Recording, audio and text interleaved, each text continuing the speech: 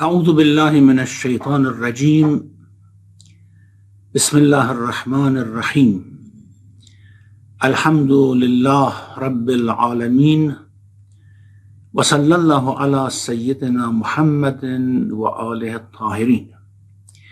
We were discussing verse 187 of Surah Al Imran. وَإِذْ أَخَذَ اللَّهُ مِيثَاقَ الَّذِينَ أُوتُوا الْكِتَابَ لَتُبَيِّنُنَّهُ لِلنَّاسِ وَلَا تَكْتُمُونَهُ فَنَبَذُوهُ وَرَاءَ ظُهُورِهِمْ وَاشْتَرَوْا بِهِ ثَمَنًا قَلِيلًا فَبِئْسَ مَا يَشْتَرُونَ. When Allah made a covenant with those who were given the book, saying, "You shall explain it for the people, and you shall not conceal it," they cast it behind their backs and sold it for a paltry gain. How evil is what they buy.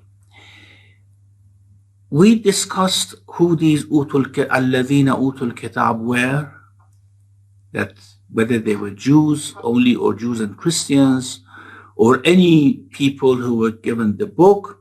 However, here لَتُبَيِّنُنَّهُ لِلنَّاسِ وَلَا تَكْتُمُونَهُ. You shall explain it for the people. This who, which is the pronoun attached to لَتُبَيِّنُنَّ, لَتُبَيِّنُنَّهُ, you shall explain it or he to the people. Now here there is disagreement among the exegetes, and some exegetes have taken all these views as possible. This who, which is a pronoun going back to something which is not mentioned, or which is mentioned as alladhina utul kitab. Some have said that this goes back to the kitab. لَتُبَيِّنُنَّ الْكِتَابَ لِلنَّاسِ. You will explain the book for the people. You would not take it as a monopoly. You should not say that this book has been revealed to us, Arabs, or to us, Jews, or to us, whoever we are, and Allah has chosen us for this, and we are not going to reveal it to anyone else, to talk about it and explain it to anyone else, because this is for our nation, for our race. We have taken this mithaq, and this mithaq, of course, has been explained by the prophets and messengers who came to them, that you should explain it to the people, meaning that this should be proselytized among all, everyone should know about it. So if the لَتُبَيِّنُنَّهُ if the pronoun who goes back to the book, of course you have to explain the book. Some commentators have said that this who goes back to the prophets.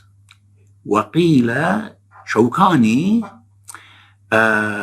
in his Tafsir Fathul Qadir, and many other Sunni exegetes and Shia exegetes have mentioned that قِيلَ رَاجِعٌ إِلَى النَّبِي صَلَّى اللَّهُ عَلَيْهِ وَآلِهِ. It goes back to the prophet. You have to explain to the generations who come that, of course, a prophet, a messenger will come who will be the last messenger and will bring a book who will be the last book.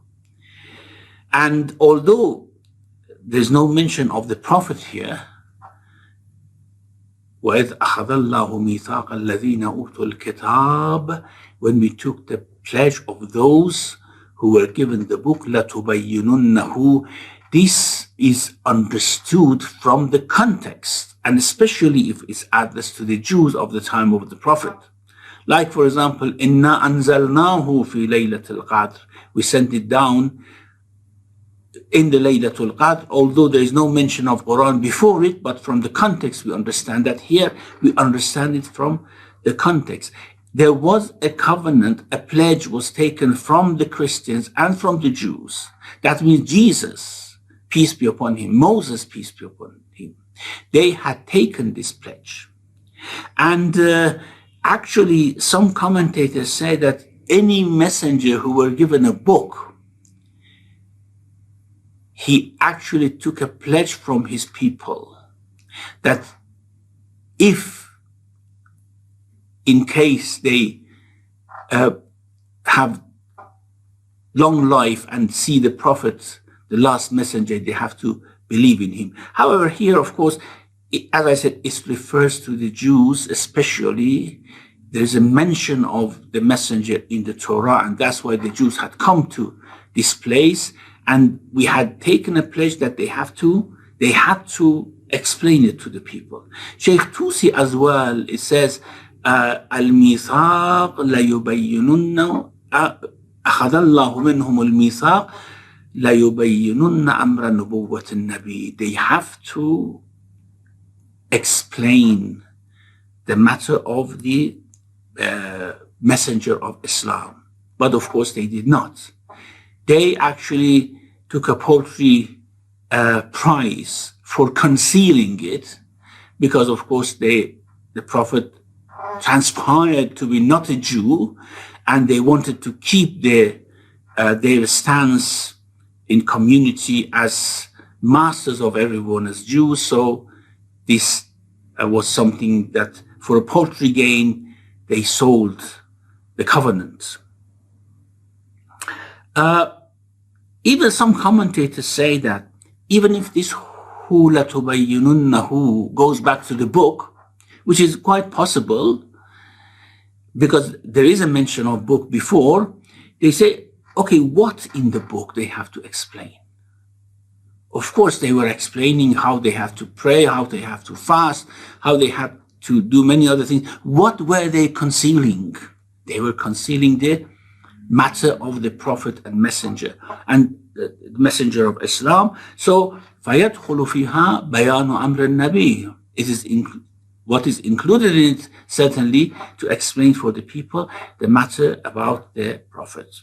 وَلَا تَكْتُمُونَهُ. Explain it and do not conceal it. Now, this may be an emphasis, because the matter was so important. Although this lam, لَا تُبَيِّنُنَّهُ, Islam is for ta'keed, emphasis. The noon at the end of the verb is for emphasis.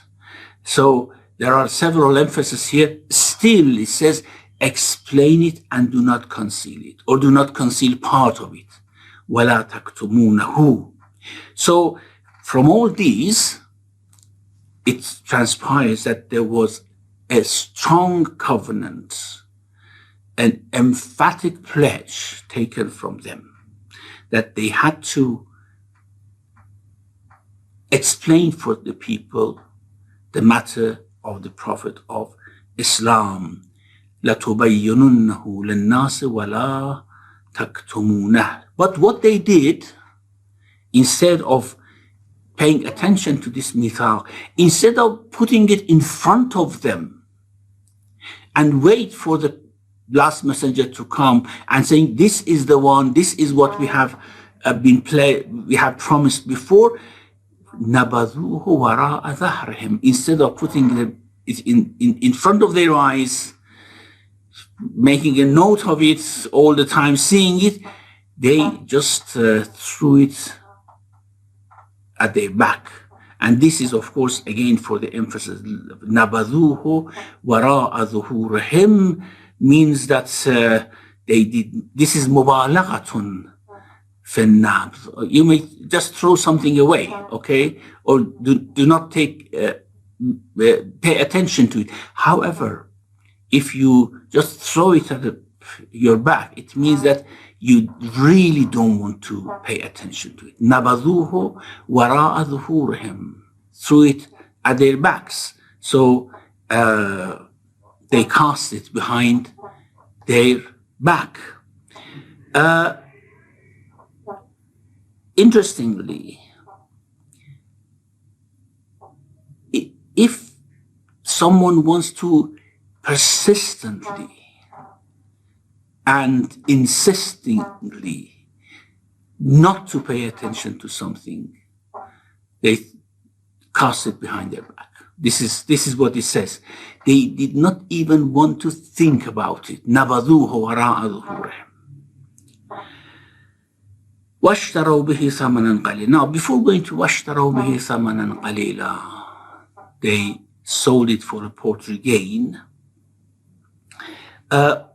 about this concealing knowledge that someone may have and others are in need of it, or they must know about it, but someone conceals it or keep it for themselves.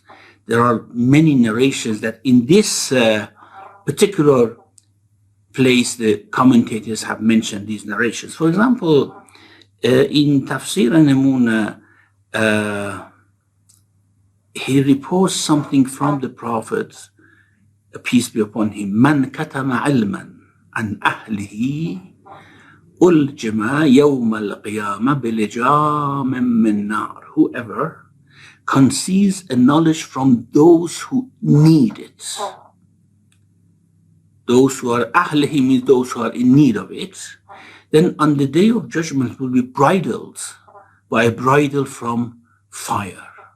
It means that you kept your mouth shut, not concealed it. Now I keep your mouth shut with the bridle of fire. And in Majmu' al-Bayan, he says that this ayah,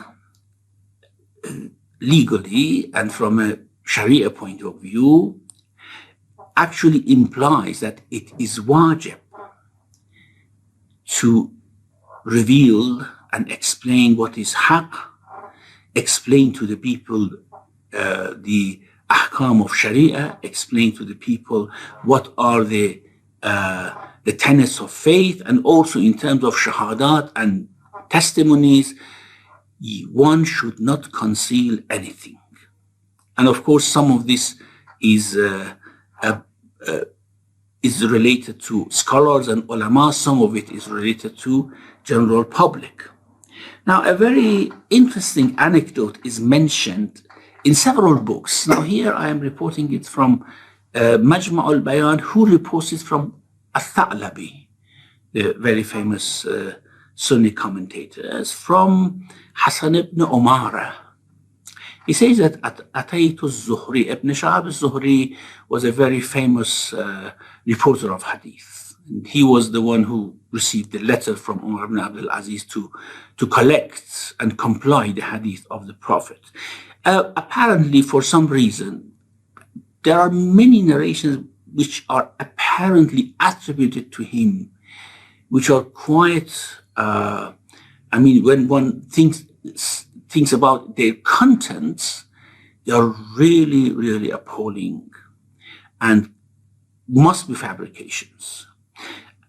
Well, they are attributed to Az-Zuhri. Whether this is the work of Az-Zuhri or someone else who attributed to him, we don't know. But the point is, not all of it could be fabrications of Az-Zuhri.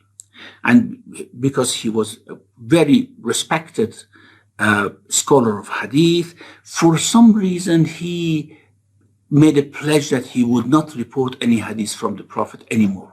Maybe because of the point that I made, that he found that people are actually fabricating hadith in his name. Maybe, I don't know, but this is what is mentioned in this hadith, that for a while he had made a vow that he would not report any hadith. This Hassan ibn Umara says that I went to Zuhri, and after he had abandoned reporting hadith, I found him on the door of his house, and I told him, you know, on those days there was no telephone or telegraph or something like that. If someone wanted to report a hadith from a famous reporter, they had to travel to their city, had to go to their home or to their school and report the hadith from them. And this is why traveling was quite common for reporters of hadith, going from different corners of the Muslim world to find reporters of hadith. He says that I found him standing on his door. I told him, would you please report me some narrations that you have been reported from the Prophet, peace be upon him. He said, haven't you heard that I have abandoned reporting hadith? I said, this Hassan ibn Umara says, I told him, either you report to me or I report a hadith to you. You report hadith for me or I report hadith for you. إما أن تحدثني وإما أن أحدثك. He said, okay, you report a hadith for me. He said, I heard Al-Hakam ibn Uyayna reported for me from such and such, from Ali ibn Abi Talib alayhi السلام, يقول ما أخذ الله على أهل الجهل أن يتعلموا حتى أخذ على أهل العلم أن يعلموا. Allah has not made it necessary on the people who do not know, Ahlul Jahl, on ignorant people, to go and learn tenets of faith, learn the precepts of Sharia, how they have to practice, how they have to worship. Well, it's wajib to learn, isn't it? Allah hasn't made it wajib for them to learn unless He has made it wajib. Akhadha ala ahlul ilm, has taken a pledge from ahlul ilm and yu'allimu, to teach. And then this Hakam ibn Uyayna says that after I reported this hadith to him, he reported 40 hadith for me. And Shaykh Tusi rahmatullah alayhi also reports from Abdullah ibn Mas'ud that this is a mithaq, إذ أخذ الله ميثاق الذين أوتوا الكتاب. This is a mithaq, a pledge taken from all people who have some knowledge of the book, of course, not only, those people who are given the book, those people who are immediately the people of that book. Ala ahlul ilm kafah, and not only about the book. Anyone who knows anything, they have to teach it to others if it's necessary for them. And then it says, beware of concealing knowledge, because concealing knowledge leads to destruction.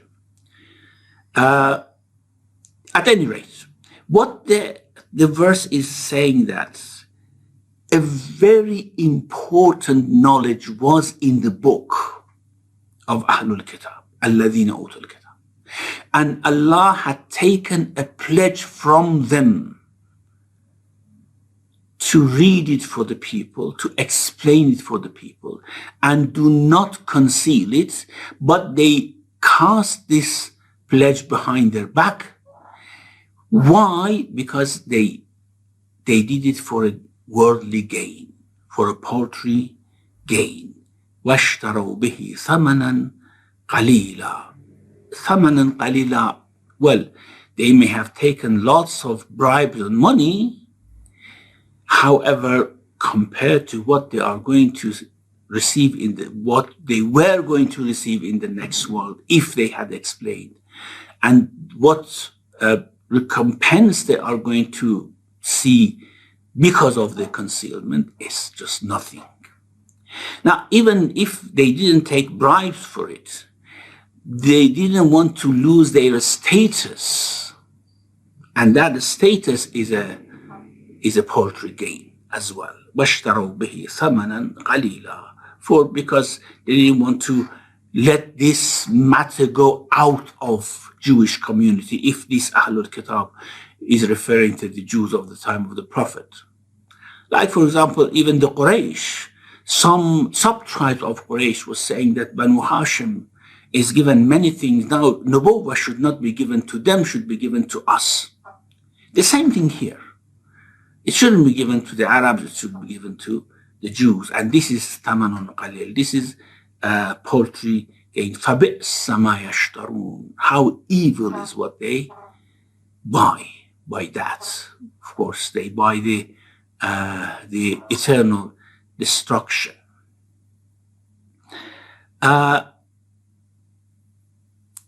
Some names have been mentioned as well here, like Fanhas ibn Azura, and other Jewish scholars.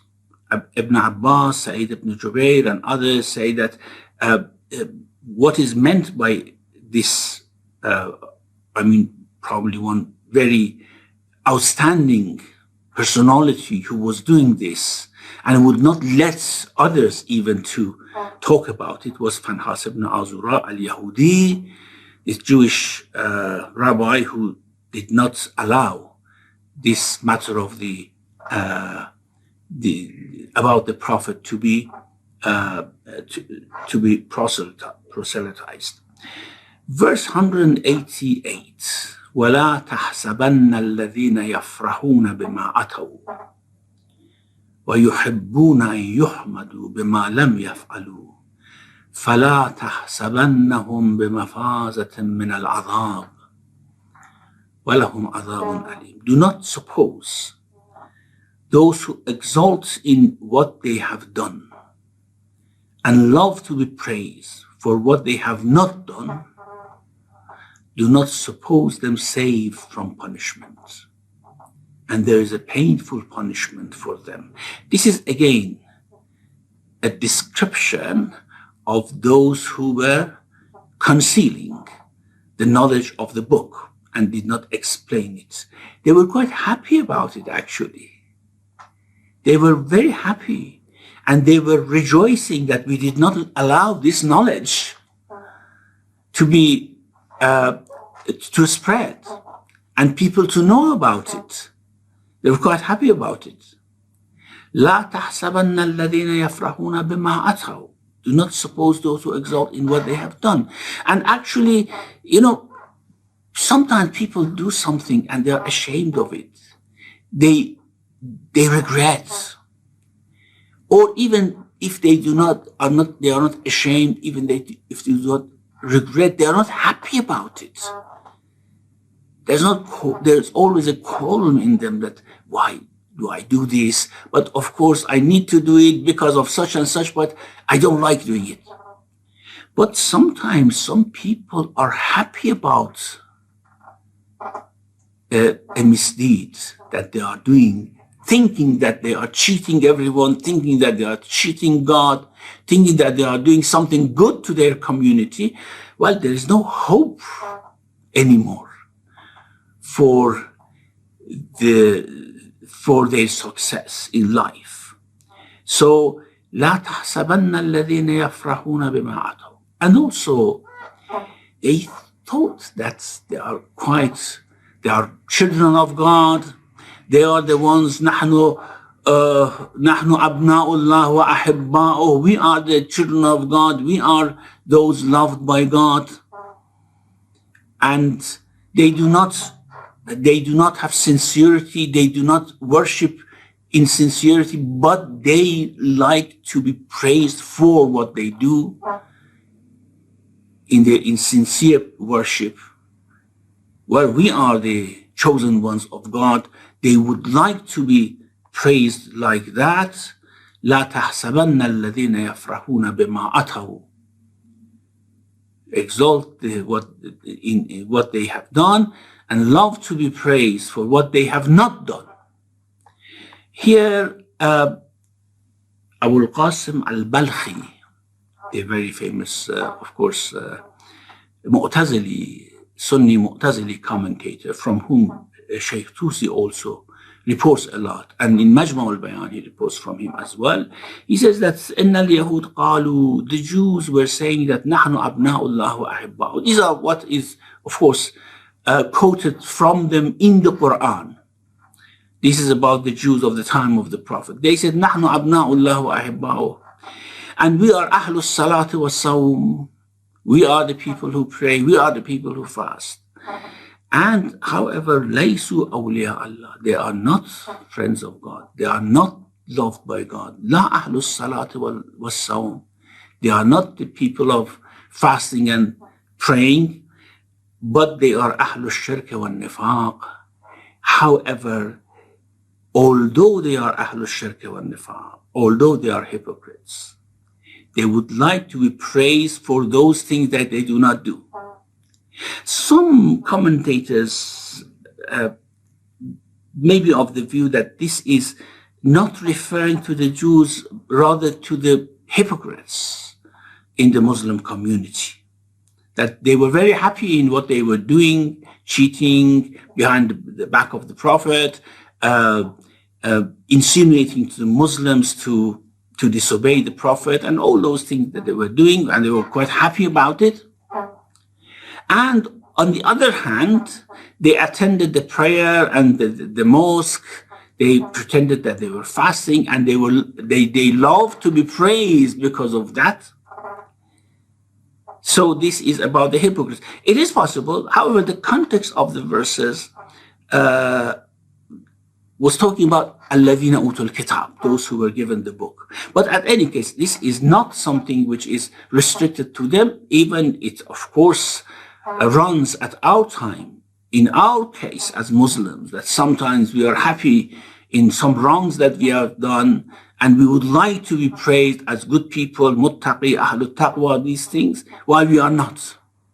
So the verse is quite giving us a general, and the reason why the Quran doesn't mention names of people, tribes, it is because he wants to give these, although there are references that the people at the time knew who these people are, but it gives it in a very general expression so that it could be applied at every time and age and to every people.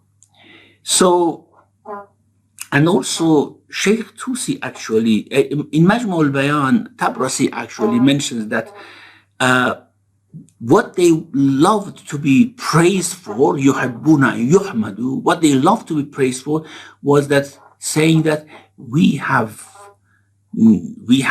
cancelled, we have opposed and nullified the matter of Muhammad sallallahu alaihi wasallam.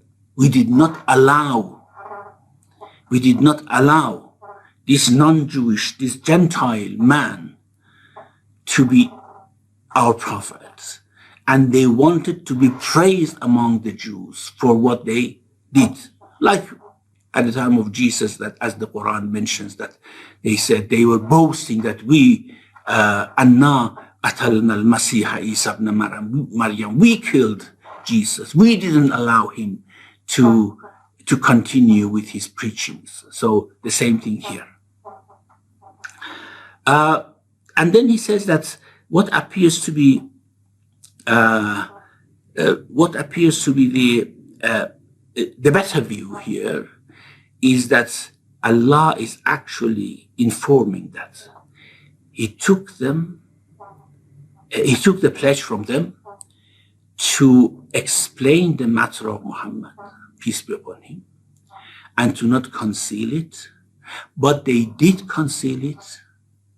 They were very happy about it, and they wanted to be praised for it.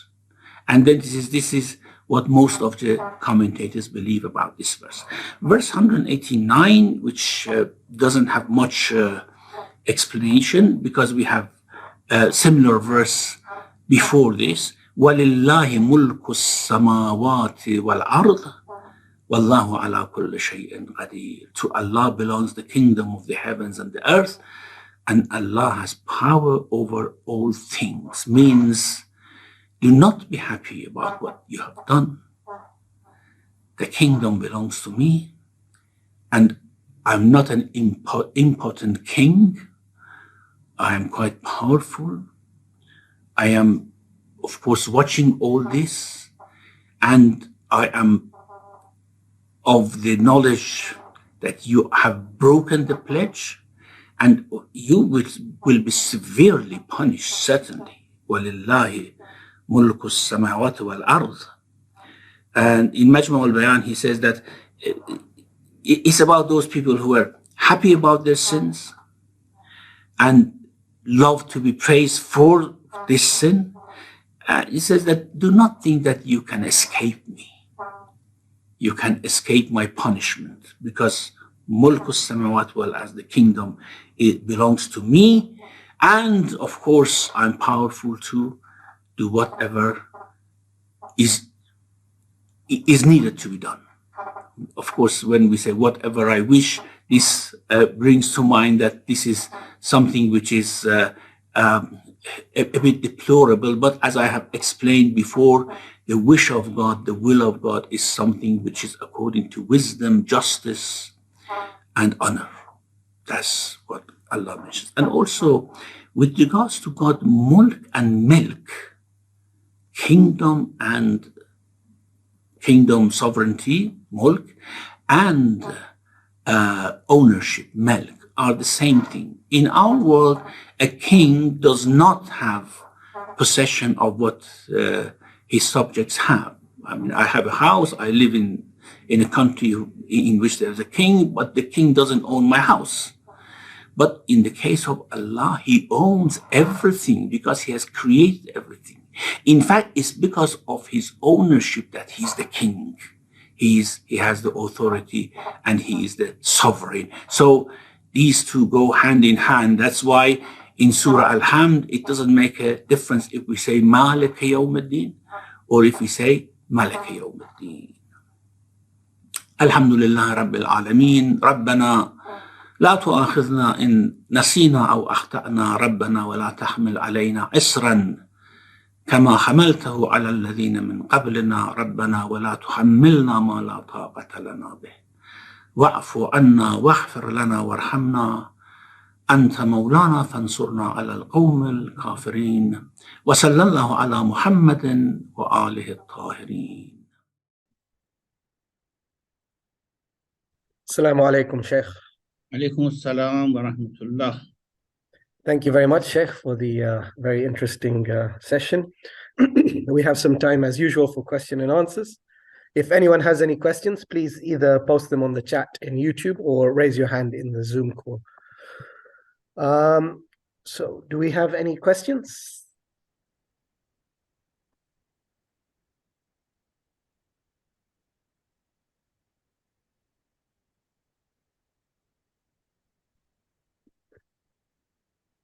Yeah, Manzoor uncle, if we start with yourself.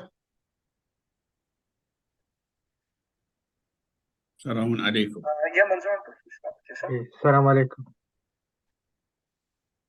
Assalamu alaikum. Alaikum assalam wa rahmatullah. I wanted to ask, you mentioned about, I wanted to ask, in this,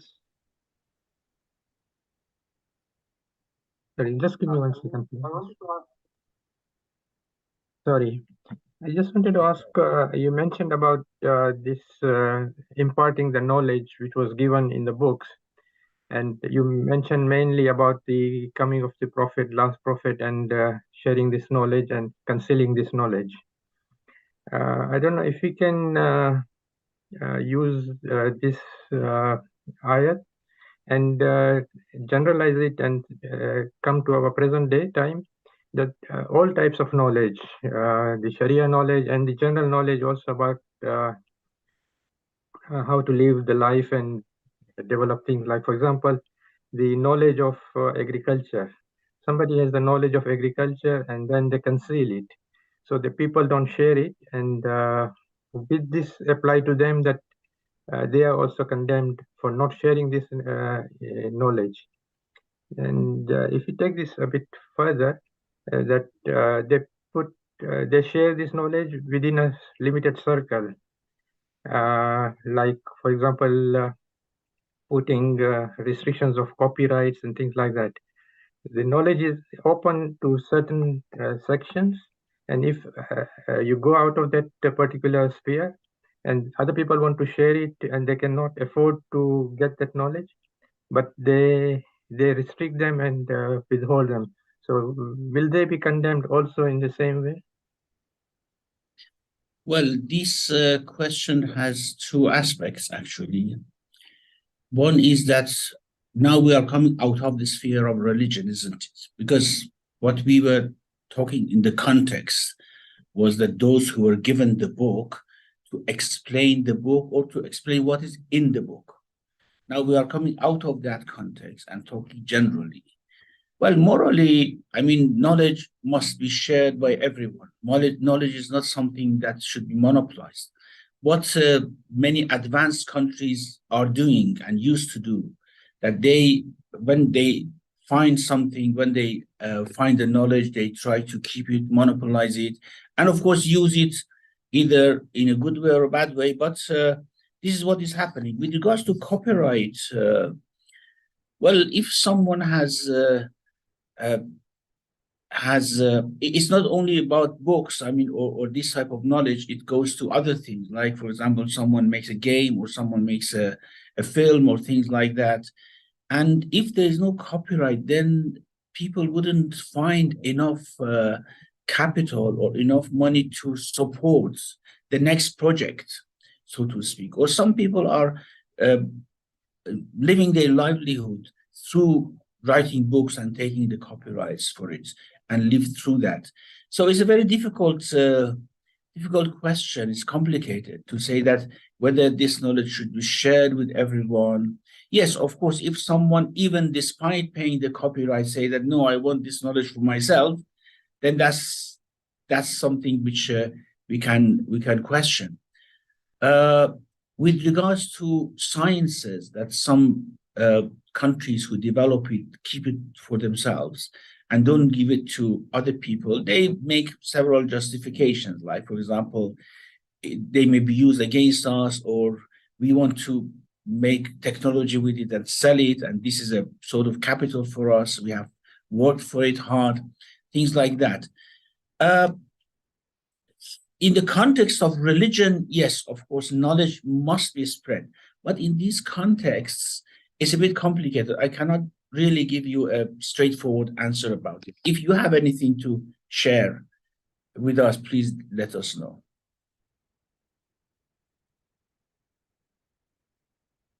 You are mute, I guess. Sorry, I don't have an answer as to, especially when you mentioned about the copyright and how this copyright is used for people to develop and maybe use this income source for future programs. So that is a question there, but so I don't have an answer for it really. Yes, yes. As I said, this is a very complicated issue, and certainly some people who live through writing, for example, if there is no copyright, then they lose their livelihood. Then they cannot write, and they have to go to the other things. On the other hand, if this is used against development of knowledge and awareness among people, then that will come to be, that will be something that we can question. Assalamu alaikum, Nizar. Alaikum salam wa rahmatullah. How are you? Alhamdulillah, fine, good. Okay. Just picking up on Manzoor's point, I guess, yes, as you rightly say, people have to recoup their capital cost relating to research and development of any new product or any new item that an individual or an organization develops. But do you think there should be some division between essential and non-essential knowledge? I mean, within the essential knowledge, I would even include, for example, the manufacture of COVID vaccination is a good example, recent example. It is life-saving. Not everybody had the knowledge how to produce it. Some of the third world countries could not obviously afford the research and development, but once it had been done and was available, it was just a matter of sharing the knowledge so that others can manufacture the same as well. I mean, do you have any points? So, I mean, food Yes, manufacture absolutely. would be another. Yeah, go on. Absolutely. I mean, that's a good aspect that you are alluding to. I mean, morally, it's wrong, and in terms of human relation, it's wrong. So, if a knowledge or technology, if a science or technology is kept away from human being, which harms them if they do not have it, certainly, of course, this is wrong. It's morally wrong, rationally wrong, and wrong from other aspects. Thank you.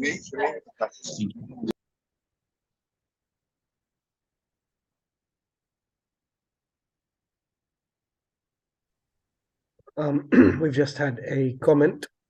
I think with regards to sharing knowledge, advice is wajib and should be given to someone who needs it. Yeah, absolutely. I mean, advice is something quite different. I mean, it's not taking away a formula or a book or a copyright. It's just an advice that certainly we have in religious instructions that it's wajib when someone consults us to give them advice as best as of knowledge.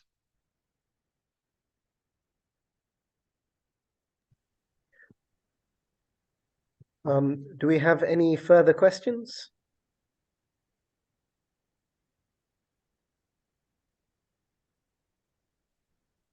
I think, Sheikh, that is all of the questions for today. Oh, Nizar Uncle. No, I don't have a question. I just want to say salam to Sheikh. Okay. Alaikum salam. Thank you very much. Khada Hafiz, everyone. Inshallah, see you next week. Inshallah, next week. Inshallah.